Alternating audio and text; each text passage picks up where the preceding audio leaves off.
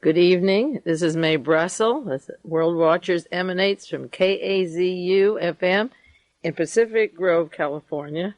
This is broadcast number 683, and we start the new year, January the 7th. It's the first program of the new year, 1984. We've had problems with our equipment at the radio station, so many of the people who listen regularly will have to just get caught up on the information of the past weeks that you didn't have access to World Watchers, and tapes are available. You can split the cost with friends or just pass it over and pick up where we left off. Many of you didn't hear the broadcast I did on December the 17th, and I was trying to think in my mind out loud what format I want to take for the next year, because there's just too much information coming in, too many calls, too many letters. And I asked for suggestions for people listening to this on other stations and also the regular subscribers to the broadcast. And I think I have enough input of mail and correspondence, telephone calls now, to come to some conclusion for 1985. And then I'll stick with those. I don't oscillate too much, and I've decided what I'm going to do. Before I get into the details of that, I do want to thank you for sending checks to the station. Many of you sent checks to Kazoo that are not in the listening range of this station, one of them up to $100, and there were others for not very much money and several dollars, but that was very important to the people who sent it. Instead of writing individual letters, can I thank you personally now to each one of you who did that, because it indicated that you do appreciate the format and appreciate the news, and the people at the station who are keeping this equipment together felt very kindly that you would send in this money to them. So thank you for that. Now, when I asked the question, what are my possibilities this year in 1985 to satisfy myself that I'm reaching the maximum amount of people and getting the most response from it, or producing the amount of material I want to get disseminated, I literally opened up a listener's Rorschach test. In fact, the letters were so interesting, I think I'm going to keep asking the question every week and collect the letters and print them as a book.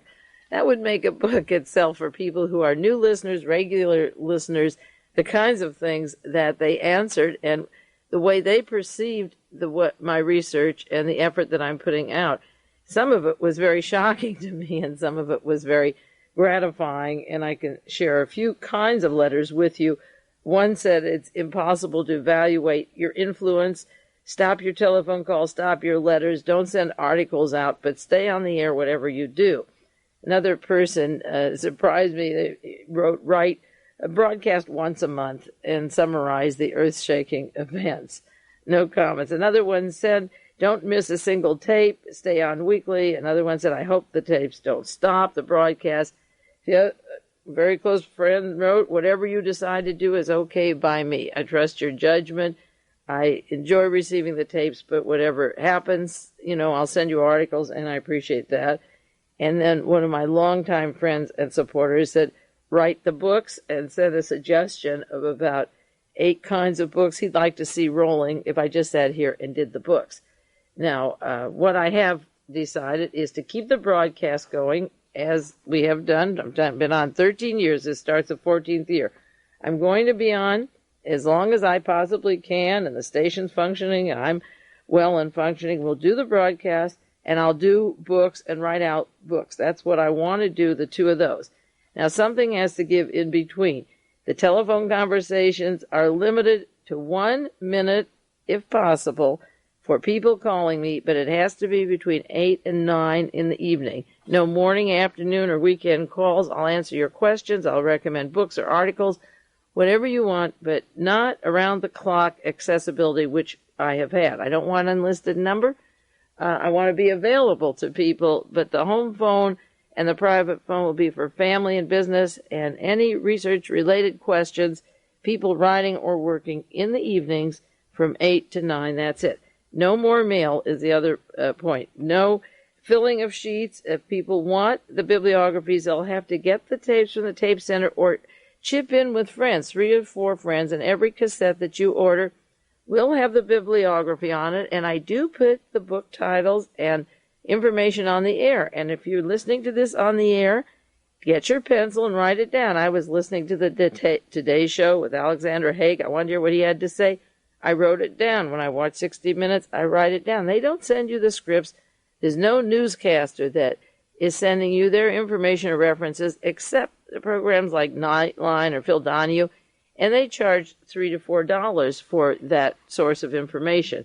But no more sheets, accompanying envelopes. I'm not going to stuff 40 to 60 envelopes every Tuesday when the broadcast is over, and I'm not going to keep up that kind of correspondence. I will offer my news on the air as a newscaster, and you can take it for entertainment or news or both, but I'm not to fill these envelopes, as I say, with all kinds of information.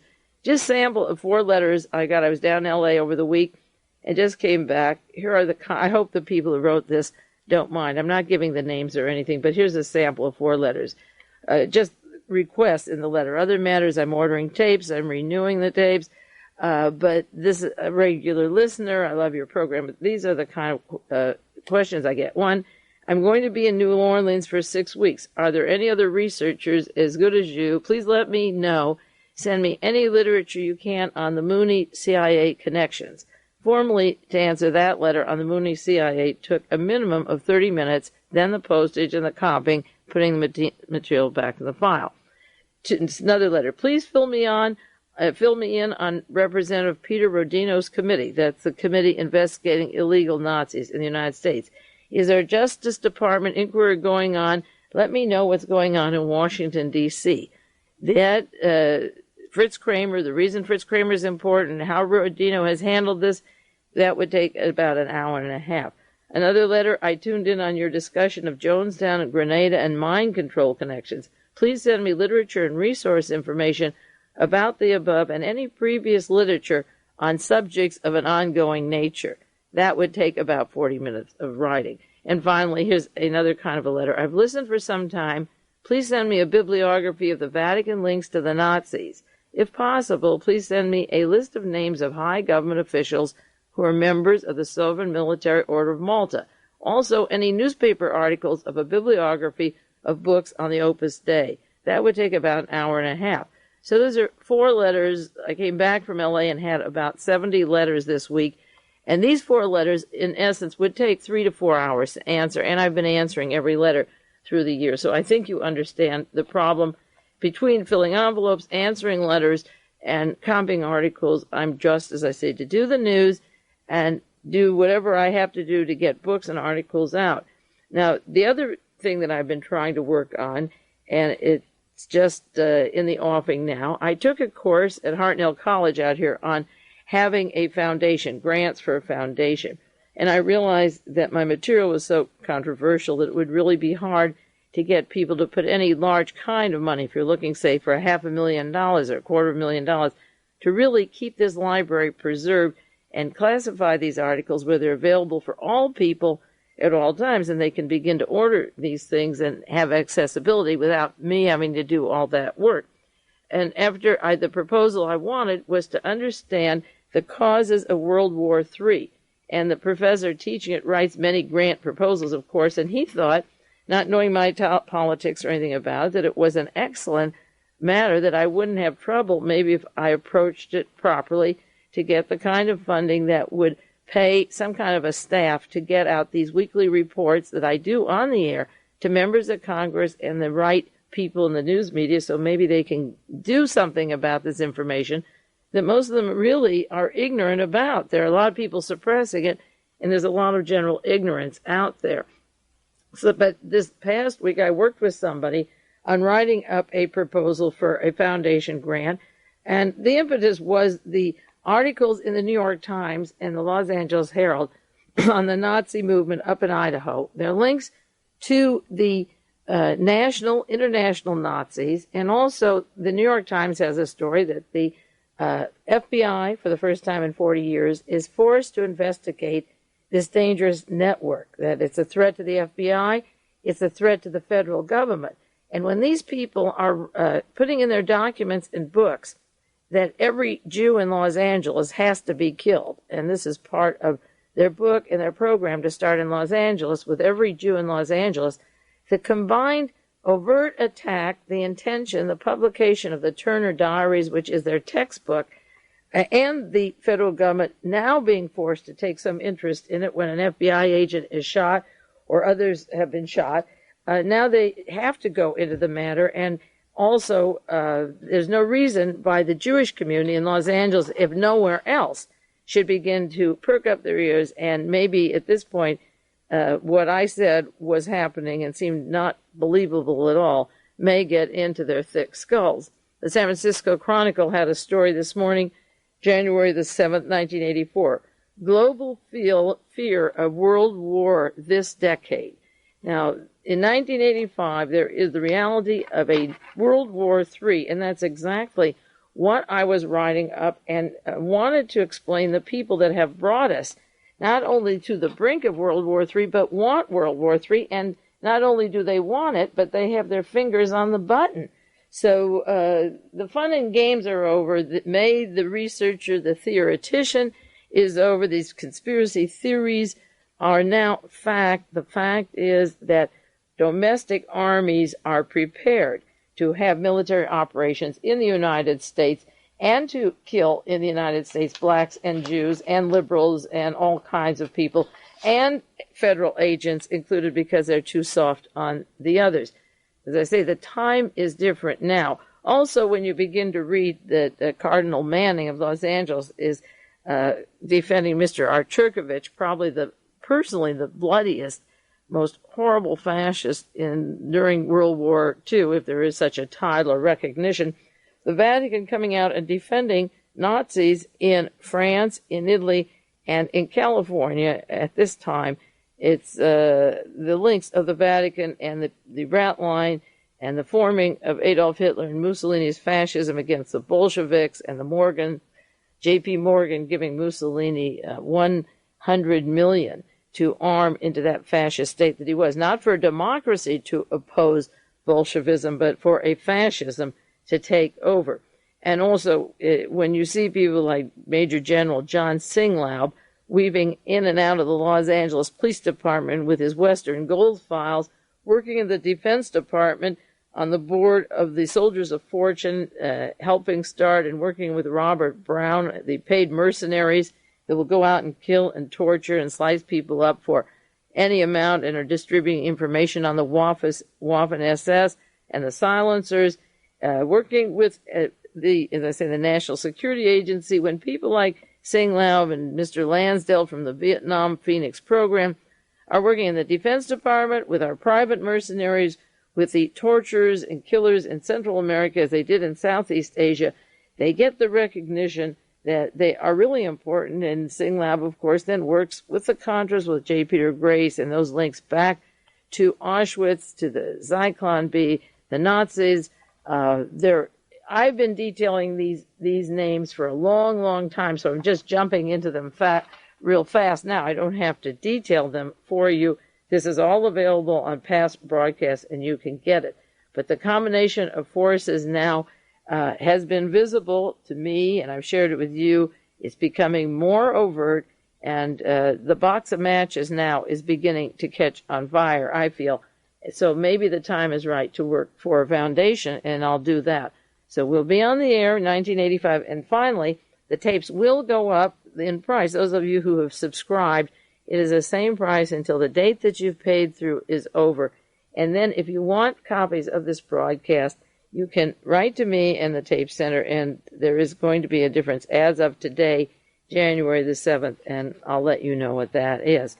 Now, to begin with the news, that's a long explanation of where I'm going, but it's very essential because I really hadn't decided whether to just close the shop in terms of radio and just write, but I don't want to do that. The work that we do weekly is of utmost importance and probably more important than anything I could sit down and spend months writing a book about.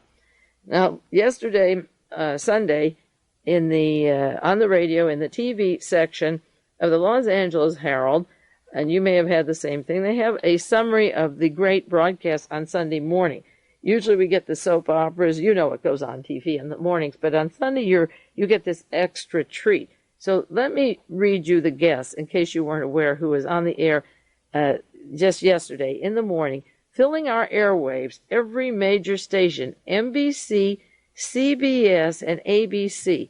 It's important because I think the single most important man or men behind this World War III, if I could narrow it to two people pushing us to the brink, one is General Fritz Kramer. We've never seen his face. I don't know if he's an American general. There was a German general, Fritz Kramer, but he's our Pentagon Fritz Kramer, now retired and sharing offices with Daniel Graham of the former Defense Intelligence Agency, the daddy of the Star Wars. And their protege, Henry Kissinger, who weaves in and out of every country, every multinational corporation. And next week or so, I'm going to give you some more members of the board of Kissinger Associates. They are so important, and they touch every base. And they're trying to work Henry Kissinger up to be president of the United States. The list of the 10 most admired men in 1984, number 5 was Henry Kissinger. On what basis? The Cambodia bombing, of killing Bhutto and putting Zia in Pakistan, that dictatorship, getting rid of Salvador Allende and putting in Pinochet. We don't have to run down his whole career. But Henry Kissinger is terribly, terribly important. A few people don't agree with me on the importance, but he is serving other people. But he's the visible one, and that's why he's important. Now, NBC, Meet the Press. Mr. Robert Keith Gray, the public relations man, represents NBC. They had a conference roundtable from Geneva with Marvin Kalb, Tom Brokaw, Roger Mudd, their main announcers. Marvin Kalb is very much part, he and his brother Bernard Kalb, of the Kissinger saga, going everywhere with Henry Kissinger, representing him, telling the lies about Ajah and the KGB plot to kill the Pope. Marvin Kalb is part of the NBC disinformation with Michael Ledeen and Claire Sterling and Alexander Haig. So NBC has Marvin Kalb as one of the stars of the roundtable from Geneva. CBS, Face the Nation, has former Secretary of State Henry Kissinger himself, Leslie Gelb of the New York Times, and Tom Bethel of the American Spectator. Tom Bethel came from London. As soon as Jim Garrison had arrested Clay Shaw from the International Trademark as a suspect in the murder of John Kennedy, Bethel came to Jim Garrison's office and said, I'll take care of the investigation. I knew Bethel. I was only there a few days. The day I got home, I called and said, Jim, you're covered by the CIA. And Jim, of course, the investigation was really damaged and hurt. How he wanted to bring in Mr. Russo and David Ferry, who was murdered after he was a suspect in the case, an overt suspect. Tom Bethel stayed at Garrison's office. Garrison was righteously betrayed. He then went on to be an independent writer. He's on the staff of National Review with William Buckley. Buckley, the CIA Knight of Malta agent from the Vatican and CIA, hardly separate, but he's both of those. Buckley formed Young Americans for Freedom that brought in the Munich men from Germany to Dallas, Texas, when Kennedy was killed, that I've written about. Tom Bethel writes for them, and then the newspaper, the Los Angeles Herald, said Tom Bethel of the American Spectator. I suppose I should take the Spectator now. I had met, as I say, tried to work with, and saw that he was betraying Garrison when I was in New Orleans. It didn't take me long to see what he was doing to Jim Garrison. Now he's with Henry Kissinger as a so-called expert on CBS Face the Nation. Then ABC, This Week with David Brinkley. Lawrence Eagleburger, former Secretary of State for Political Affairs, and McGeorge Bundy and William G. Hyland, talking on the Soviet affairs, the weapons, representing National Security Council and former experience in the Defense Department. McGeorge Bundy gave you the Vietnam War, the Phoenix Program, the Agent Orange, trying to pass himself off as a limp liberal compared to these other overt fascists. A lot of the pressure and the power of the men like Sing Lau developed in the Vietnam War, in the South Korean War, with their good friend Charles Willoughby and the network that became the fascist prototype for overthrowing and moving now into Central America, as well as the damage a lot of them have done in Middle East. But Eagleburger is on the board of Kissinger Associates. All of them is behind, that take the hidden puppet, that Mr. Kramer, whoever he is, that faceless Kramer with the monocle. Let's smoke him out this year. This is the year 1985. Smoke out Fritz Kramer. That's one of the things I'm going to talk about every single week, I think. And so you have on the TV your Marvin Kalb, your Henry Kissinger, Tom Bethel, and Lawrence Eagleburger, and McGeorge Bundy. And if that wasn't enough, comes Monday morning this morning, who's talking about the weapons agreements over in Geneva, or disagreements? Alexander Haig. Haig is the direct protege of Henry Kissinger and Fritz Kramer. That's how he jumped over 400 other people to become a general and also to be chief of staff when Richard Nixon was slipped out. He was in there running the White House, he and Kissinger at that time, making a mess out of Central America. If you want their track record, look at Vietnam and Laos and Cambodia and Thailand today. And the Philippines, do you like it? I mean, are these guys all we have? And Haig was fired by Ronald Reagan as Secretary of State in June of '82, that momentous week. He'd been meeting with the people in Israel, coaxing them with the green light. It's okay to massacre the Palestinians over their women and children. And then Israel, you see the state that Israel is in, trying to defend itself against those massacres, and Mr. Sharon in court every day with these papers coming out. And Haig also was fired. He was favoring the Falklands, which was the Falkland War, the Argentinians. This was the base of the Nazis, the death squads, the people who had killed 50,000 others. The democracy wasn't in yet. The killing hadn't stopped. Haig wanted his cohorts, and Haig, a Knight of Malta, working in the Vatican, working in the CIA and Defense Department. The major media is completely saturated with these people. That's why it's so important to stay on the air and have you make tapes of this.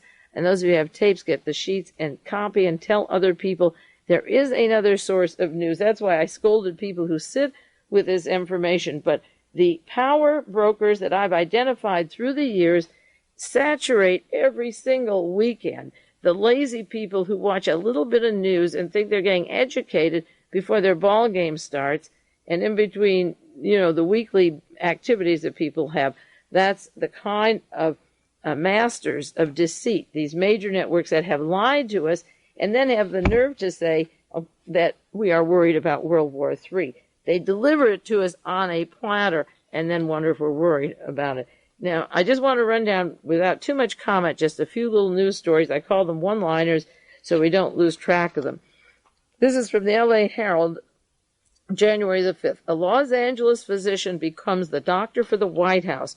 Dr. T. Burton Smith, a urologist who treated Reagan as a private patient when he had problems before, will replace Dr. Daniel Ruge, R-U-G-E, as the physician to the president. Now, remember when Reagan was shot in 1981 in March, and I have a photograph, you could have had it too, of a Volkswagen pulling up with special blood for the president, and I wondered if 3 years later our dear president was going to get some kind of a blood disease or something that would affect his health. Okay, the urologist is moving in. It says he had a urinary tract obstruction before, and he treated him once before. We don't know when or how. That never, I don't think, was getting much attention.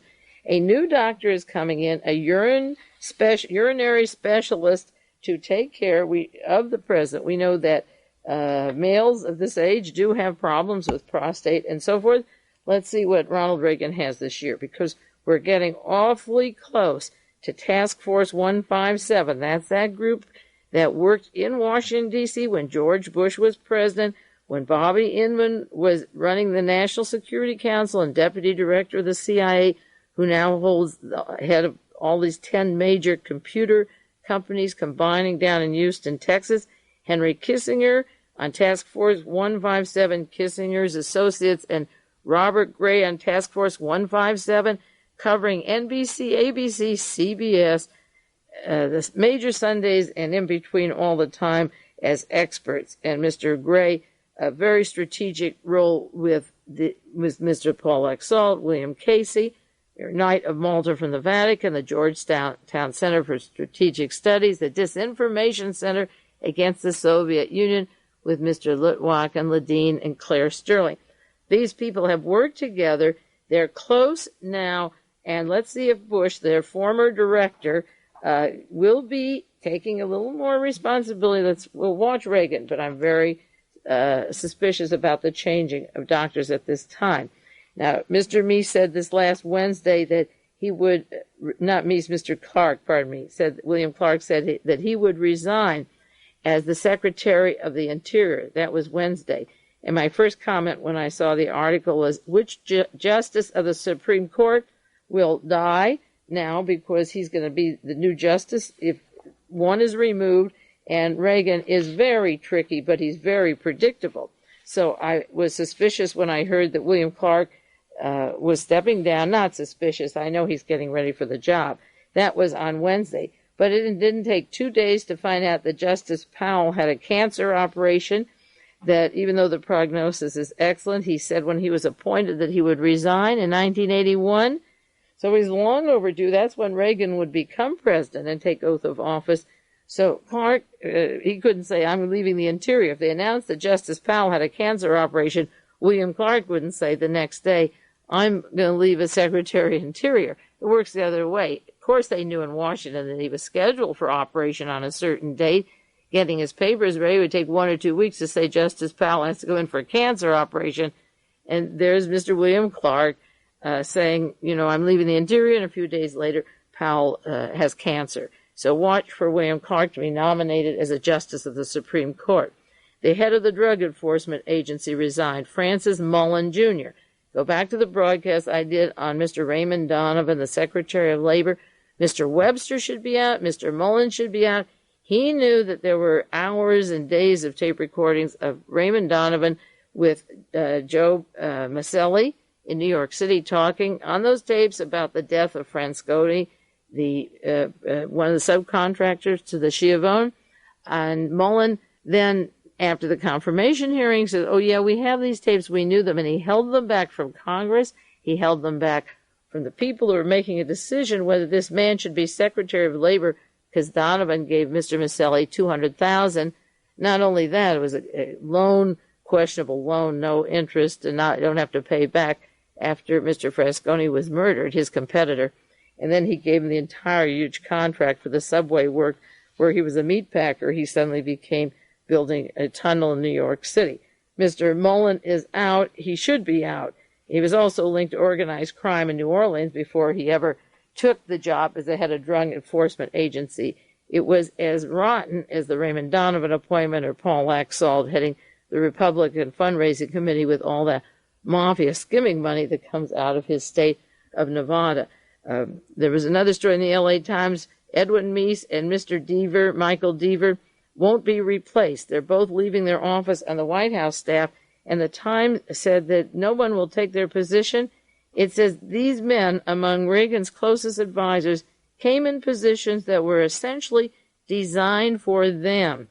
Well, Mr. Meese and Mr. Deaver, both involved in scandals, but jobs that were special, never had before by anybody else, so they don't have to be replaced. Buffers around the president for goodness knows what.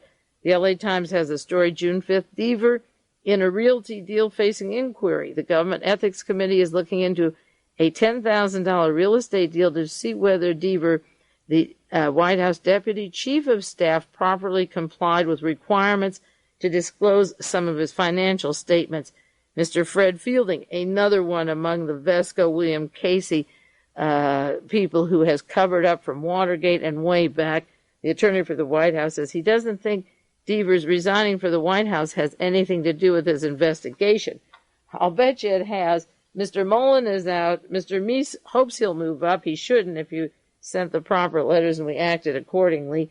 Deaver is out, and also the attorney that works, not the attorney, but the Department of Agriculture that works with Mr. John R. Block, our Secretary of Agriculture, has been caught with not paying back a loan of $400,000 to the Farmers Home Administration loan.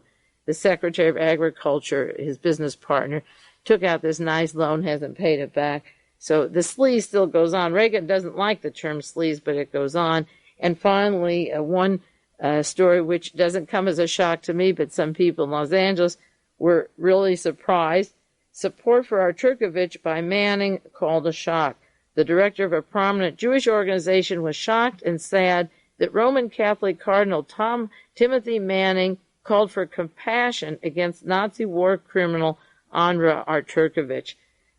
They had so much compassion, they built a route line and sent over 300,000 wanted Nazi criminals to South America alone, and has been feeding and contacting with them and releasing money for them that was hidden away.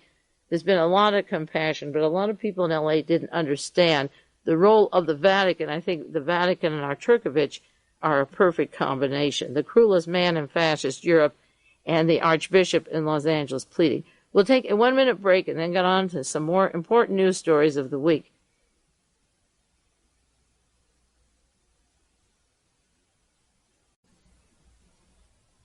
This is Mae Brussell, and this is Side 2 of broadcast number 683, January the 7th, 1984.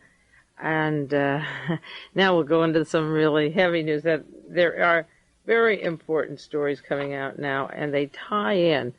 This half I'm going to talk more slowly because these are the parts and pieces that fit to the other broadcasts that I've had over the years, and I don't want you to miss the point of some of this. I don't think you do, but now I'm going to slow down and get to the nitty-gritty.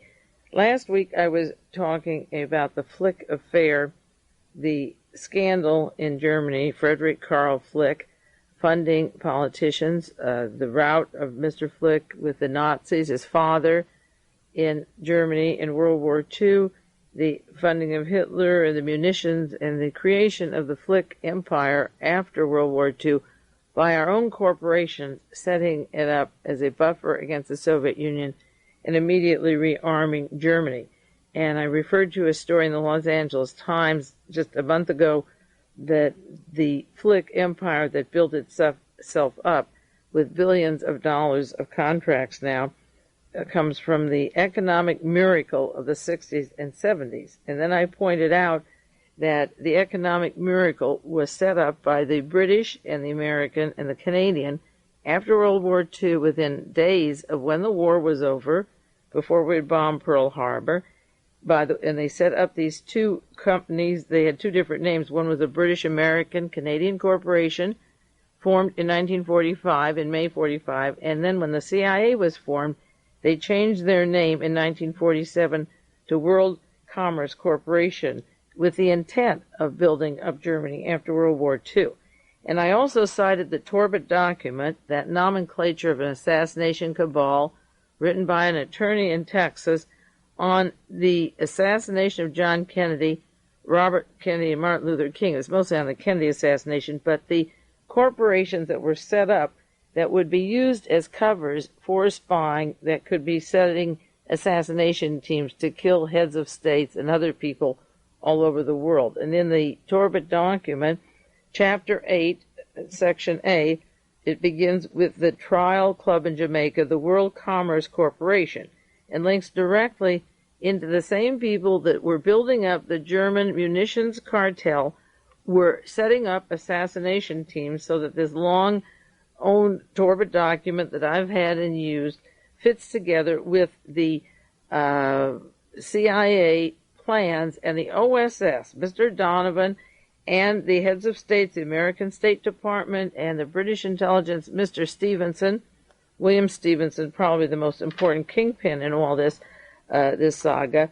The assassination teams that I've referred to over and over again are identical with the corporations that were set up to rebuild Germany, and that is the story of what is bringing us to World War III at this time, and the matter that I'll be writing about. Now, I had several passages I shared with you on the air, and there's one page that I want to cite. It's page 800 in the book The Last Hero, called Wild Bill Donovan by Anthony Cave Brown. And he defines very clearly, and I've had this before with you, shared it, I want to do it one more time. It said one of the elements of the World Commerce Corporation was a commercial intelligence service based on wartime Anglo-American Canadian intelligence services, that they would have a combined spy service based on Canada, America, and Great Britain. It would now operate as a private commercial entity, and commercial entities plural. This was to be in every major city in America in 47 countries, with the overt purpose of preventing the economic collapse of Europe without Germany, and the underlying purpose of preventing the Soviet Union from establishing Russian-German hegemony. That there's no way they were going to let Russia and Germany get along or trade or work with each other, and the World Commerce Plan was to frustrate the creation of this hegemony. Also, it was international, and it was to frustrate the intention of any country to coexist with Russia. If Andreas Papandreou wants to coexist with the Soviet Union and believes that our foreign policy will lead us to suicide and murder and death of the planet, or most of us on it, the American intelligence, British intelligence, then will step in and take the proper actions against Mr. Papandreou. That's what they did with Mrs. Gandhi. She says, I want to remain unaligned. I want to get along with both of you. Then the business world, whether it's the Rewald in Hawaii or the Nugan Bank that moved to Hawaii, or any of the major corporations, Bechtel or whatever you want to name, ITT or all of them, their role is to stop the getting along with Russia, which is exactly what they stated the purposes were. It has an overt purpose to stop economic collapse of countries, but the covert is to stop the coexistence with the Soviet Union, to supply the raw materials and make plants and facilities in Germany. This is what this book says, with the World Commerce Corporation supplying and arming them. And Mr. Donovan, Wild Bill Donovan, of course, was playing a big role in that. That's from The Last Hero. So you take this goal overtly, we want to stop a certain amount of combining with the Soviet Union. Covertly, you make sure that you use your armies to break them up if you have to, and that's what has been going on since World War II. Now, along those lines, and I repeat them because there's things that I've written in the past, and many of you say, write a book, and there's no evidence that you have used the information that I've written about, a lot of you. So I'm going to bring up certain points I've written about and then take the format of new material. Now, this past week, I got from the London Daily Telegraph an article. They're declassifying certain documents that have been locked up in the archives in London for 30 years. And the British papers now are running excerpts of these documents, declassifying them. Here's the latest, January the 2nd, 1984, the London Daily Telegraph. A gag on Hitler's will.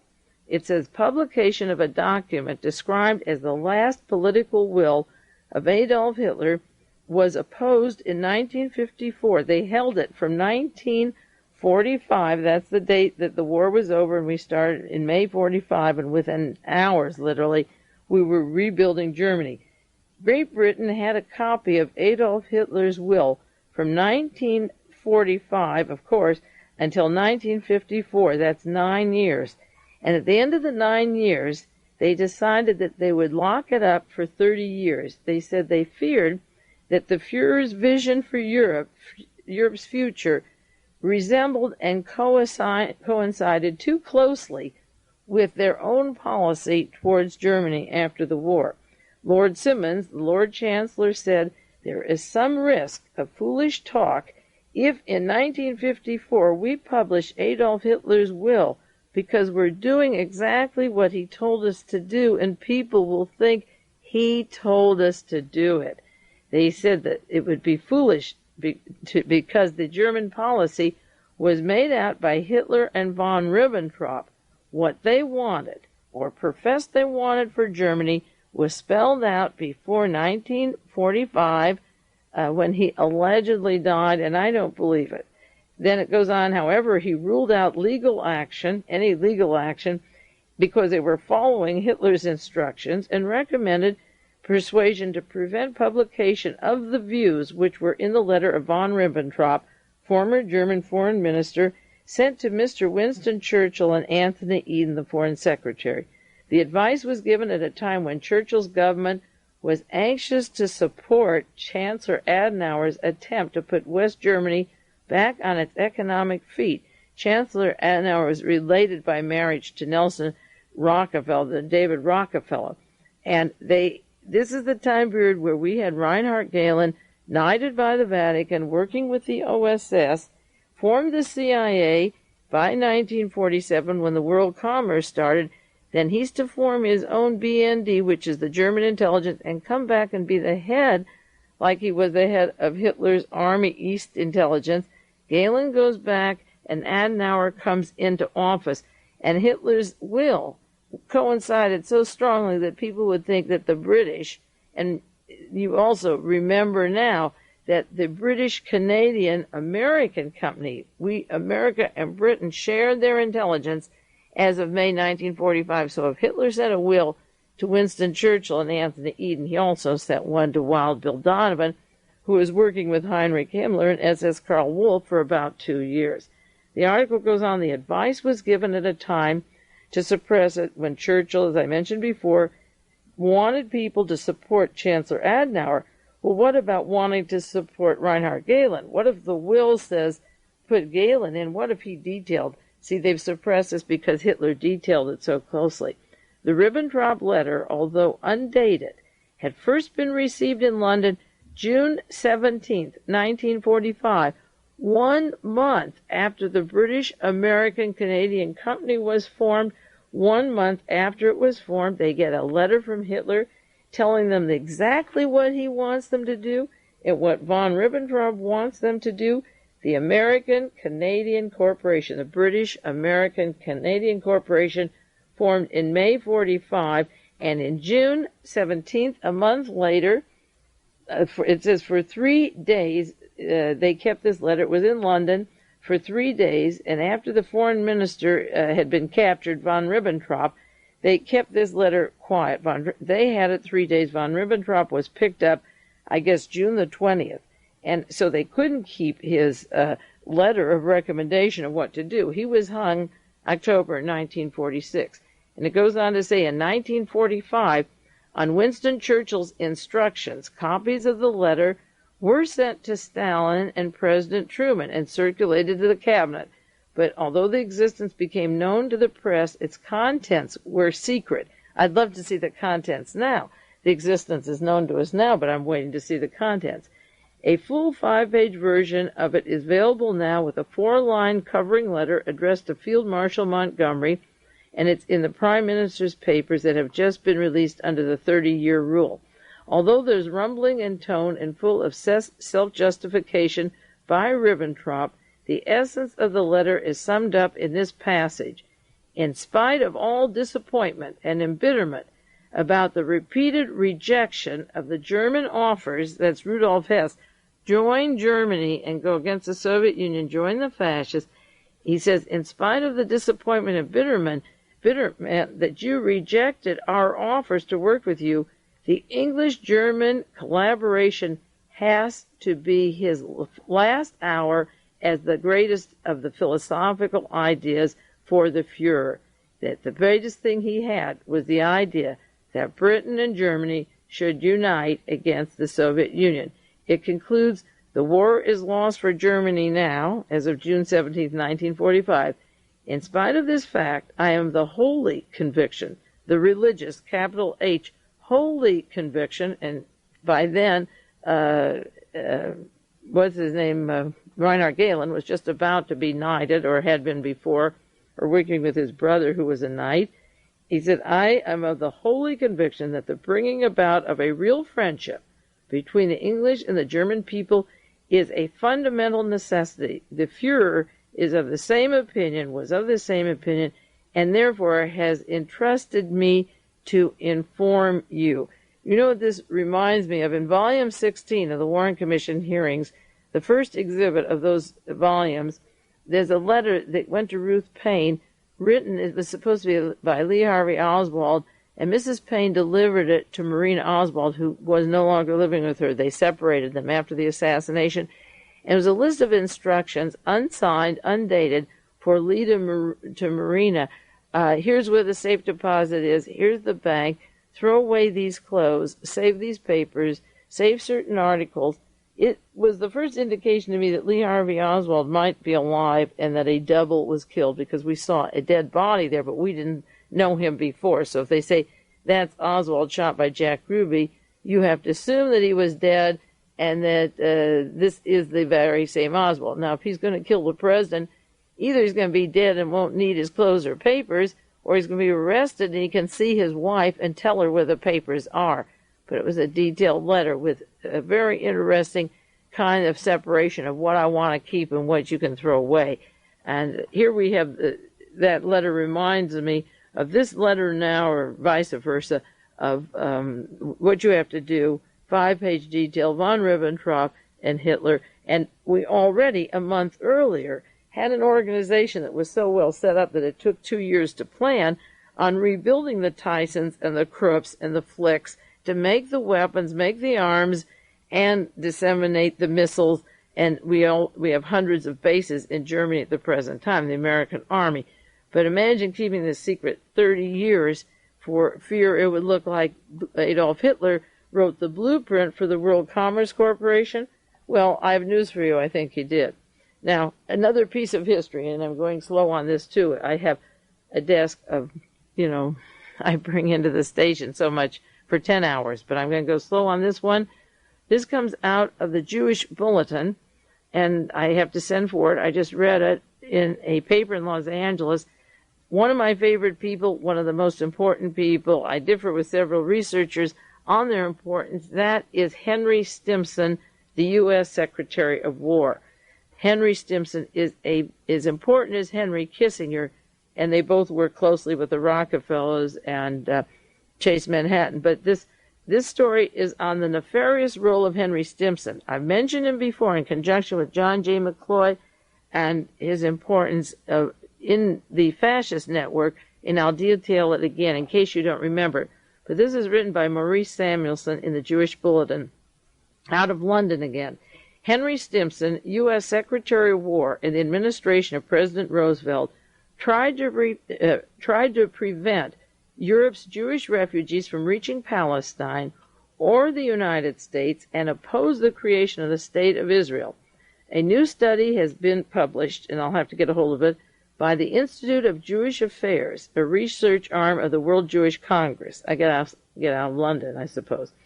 Writing in the Institute's journal, Patterns of Prejudice, American Jewish historian Harvey Strum said that Henry Stimson repeatedly urged Roosevelt not to let any Jewish refugees into the United States. He opposed the efforts to persuade the British to lift restrictions on immigration. Don't let them in Britain, don't let them in the United States, don't let them in Israel. He said a Jewish state would be a threat to Anglo-American interests in the Middle East. We're going global after the war, you see. He has this important Secretary of War, but after the war, America's going to be right there in the Middle East with the Anglo-American interests. Under Stimson's leadership, the U.S. War Department repeatedly refused during World War II to disrupt the mass extermination of Jews by bombing the trains going into the centers of gas chambers of Auschwitz and the crematoria in Poland.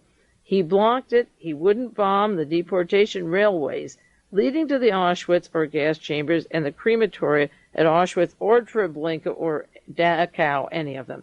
Strum, who teaches history in college in Syracuse, New York, Onondaga State College in Syracuse, New York, has published articles on American anti-Semitism and bases his finding on studies of the Stimson diaries and papers at Yale University. For those of you in the East, you might start looking up this stuff at Yale University.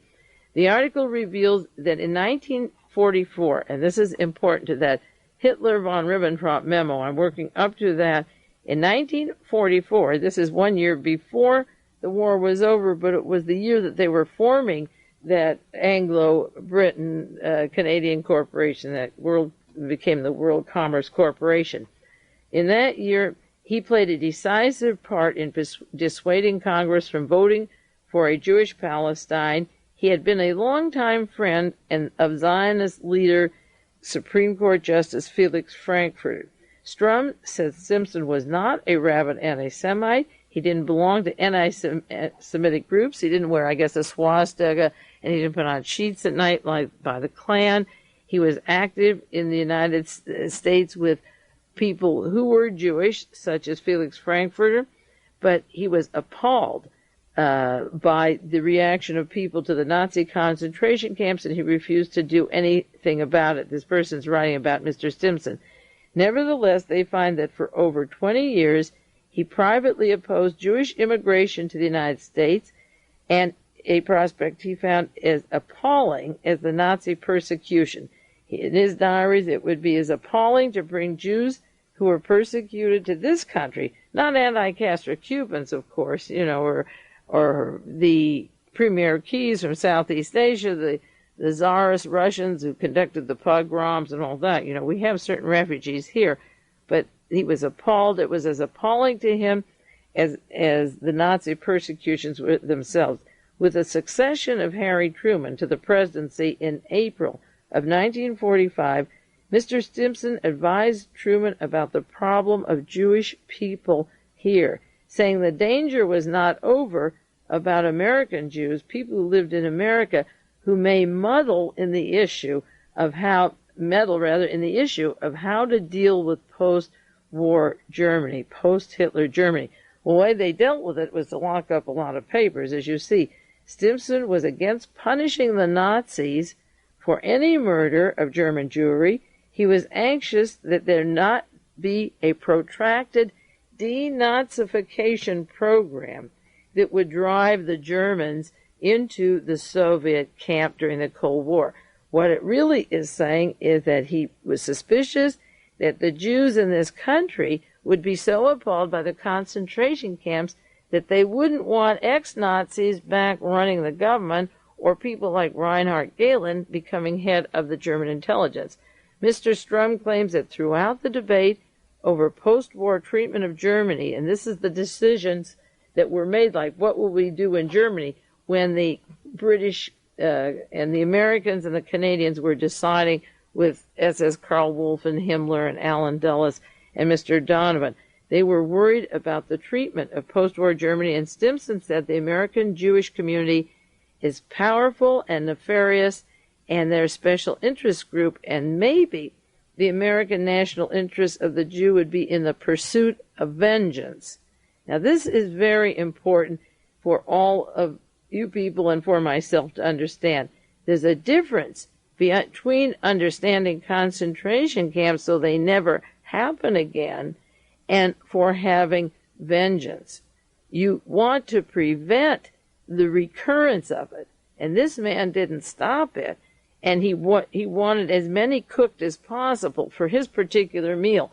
Don't let them into Israel. Don't let them into England. It was Palestine in those days. Don't let them in the United States. But what will we do with the American Jew? Because they will interrupt us, and the American non-Jew may not want they may want a denazification program. What do you do with these people? That was Mr. Stimson. And it goes on to say that blatant anti-Semitism, if it was blatant, often offended Stimson's conservative sensibilities. He belonged, I'm sure, to all Gentile clubs and so forth.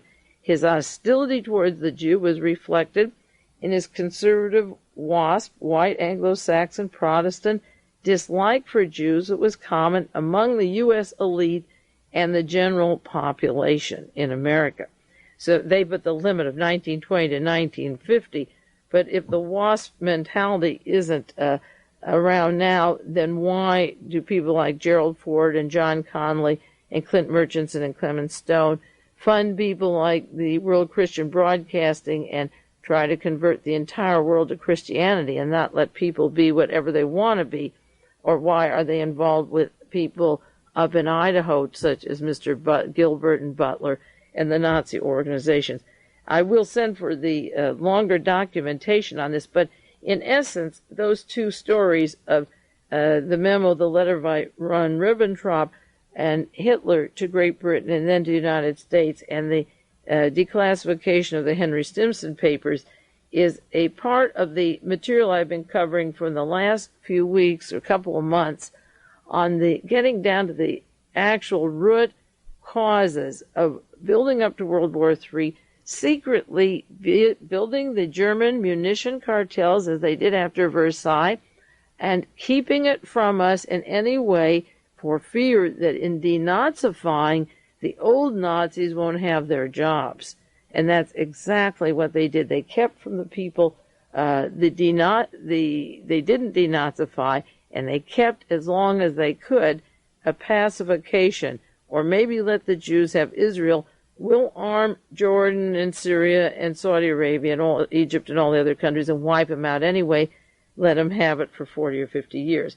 Now, the Harper's Magazine in 1983 had a long story on John J. McCloy, which I have shared with you before, but in light of Mr. Henry Stimson, you might not remember the influence. And I'm just going to read a few sentences about this, because John J. McCloy was on the Warren Commission. He was related to Mr. Acheson, who Hitler and von Ribbentrop wanted in office, and they didn't want to blow that, evidently. And John J. McCloy has a history with the Pentagon and past Nazis releasing Mr. Flick and Frederick Flick, the father of the one who's now in so much trouble, or should be in worse trouble, releasing Hallmar Schacht, the German banker, and Hermann Abst, and Otto Ambros. Our John J. McCloy worked hand in glove with those Nazis from the time of out of prep school, I suppose. But the man behind him was Mr. Henry Stimson, and the man behind Henry Kissinger, who I talk about so much, was John J. McCloy, along with Fritz Kramer. Just a few sentences from Harper's last 2 years ago, goes fast, February 1983.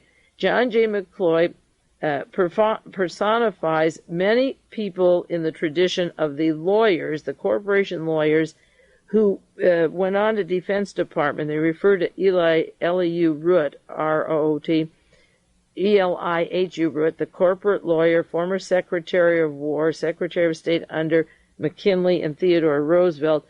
Root continued his experience and influence. He won a Nobel Peace Prize, and similar to him, and along with him is Henry Stimson, McCloy's early sponsor, who he picked up John J. McCloy when he got out of Amherst and worked along with him. And McCloy worked with such figures as Dean Acheson, Robert Lovett, George Kennan, Averell Harriman, Douglas Dillon. They went from the law office to be power brokers to decide foreign policy. The same article says another person who owes his career to John J. McCloy's patronage is Henry Kissinger. Of course, Kissinger was in France from 1930 to 1940, and I'm suspicious of the contacts that McCloy had there that would possibly link to those people that brought Henry Kissinger to this country. The article goes on about McCloy being in Europe, sitting at the box with Adolf Hitler at the Olympic Games, meeting with Rudolf Hess. That's the fellow that wanted Hitler as emissary to go along with Germany to attack Russia. The British and Germans shouldn't unite. And this article tells about the role of Henry Stimson as one of the people who not only did not want to interfere with the concentration camps, and I mentioned this several years ago on the broadcast, but he was involved with McCloy, Mr. Stimson and McCloy, in setting up Admiral Jean Darlan of Vichy, France, the Nazi collaborator who worked with the American government in North Africa. Now, one of the reasons Mr. Klaus Barbie hasn't gone to trial yet is that his attorney, Mr. Varga, will bring out the role of John J. McCloy and Henry Stimson and the Washington hierarchy, that when it was convenient for them, they funded not only Klaus Barbie, who worked for us, but the Nazi Darlan, the horrible person who was given sanctuary. That was part of the work of Henry Stimson and John McCloy, and they were working throughout the war and before the war and after the war with I.G. Farben, with the Nazis, and so forth.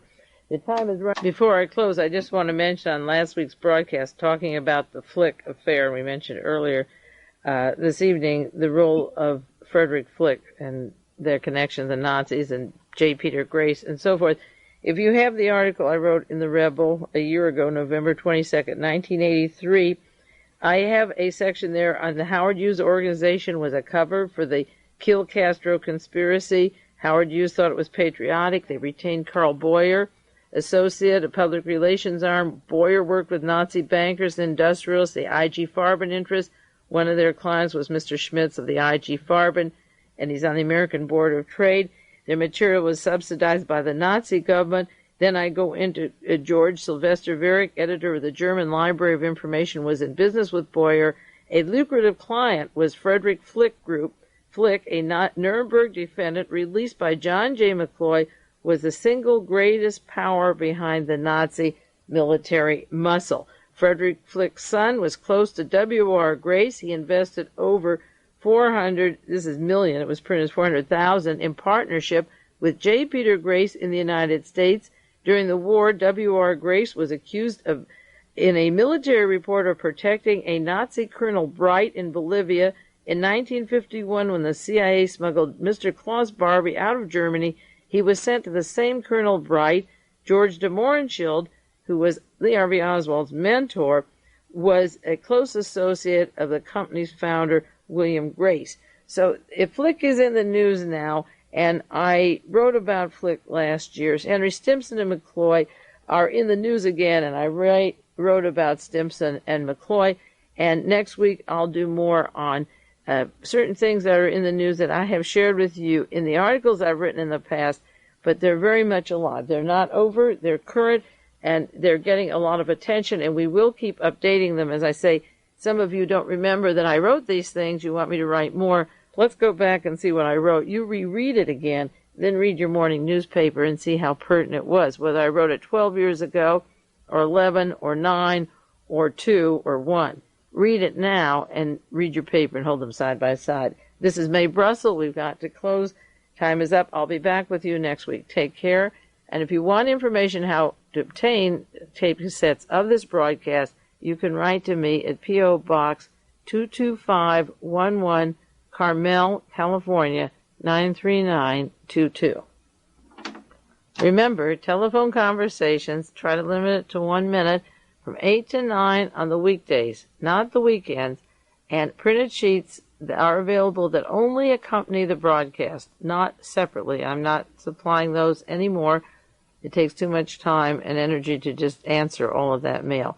This is Mae Brussell. I'll give you the address one more time. P.O. Box 22511, Carmel, California, 93922.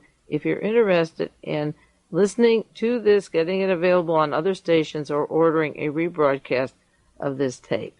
Bye-bye. I'll be back with you next week.